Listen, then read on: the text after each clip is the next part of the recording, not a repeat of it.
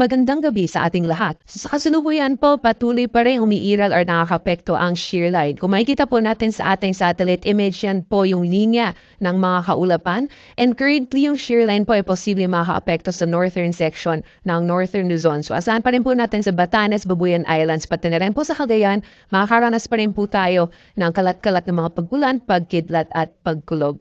And kung makikita din po natin sa satellite image, may mga cloud clusters po tayo currently nakakaapekto sa eastern section ng Mindanao area. And mamaya po possible na kikilos po yan pakanluran and maapektuhan din po yung silangang bahagi ng Kabisayaan. Kaya asahan po natin for Eastern Visayas, Caraga, pati na rin po sa Davao Region, posible po yung maulan na gabi or bukas po, or possible po na magiging maulan hanggang bukas ng umaga.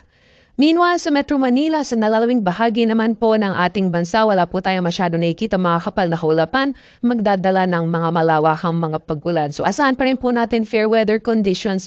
May mga chance lamang po ng isolated rain showers or thunderstorms, usually sa hapon po yan or sa gabi. Dapat naman po tayo sa magiging lagay ng panahon bukas sa Luzon. Patuloy pa rin po yung epekto ng shear line at mas posible pa rin pong patuloy yung pag-ulan sa Batanes, Babuyan Islands, pati na rin po sa Cagayan. And sa nalalawing bahagi naman po ng ating bansa, fair weather conditions po tayo bukas. Di ba na lamang po sa mga chance ng isolated o pulo-pulo mga pag-ulan, pagkidlat at pagkulog, usually po yan sa hapon or sa gabi. So magiging lagay naman po ng panahon sa Kabisayaan pati sa Mindanao. Kung makikita po natin, mostly eastern sections ng Visayas and Mindanao area ang makakaranas ng mauna na panahon. Kung nakita po natin sa ating satellite image kanina, itong mga cloud clusters, posible pa rin po magpatuloy ng magbibigay ng mga pag-ulan sa mga nasabing lugar. So Eastern Visayas, Caraga and Davao Region, possible pa rin po yung maulan na panahon.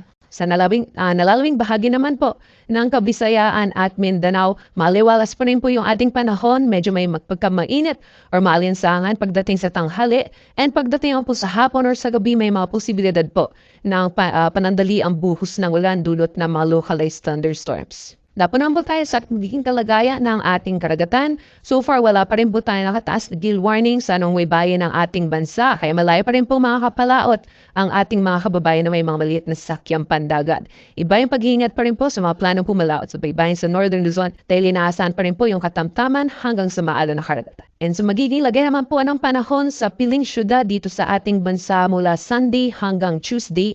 Mahita po natin for Metro Manila, Baguio, Legazpi, Metro Cebu at Metro Davao. Makaranas po tayo ng maaliwalas na panahon mula Sunday until Tuesday.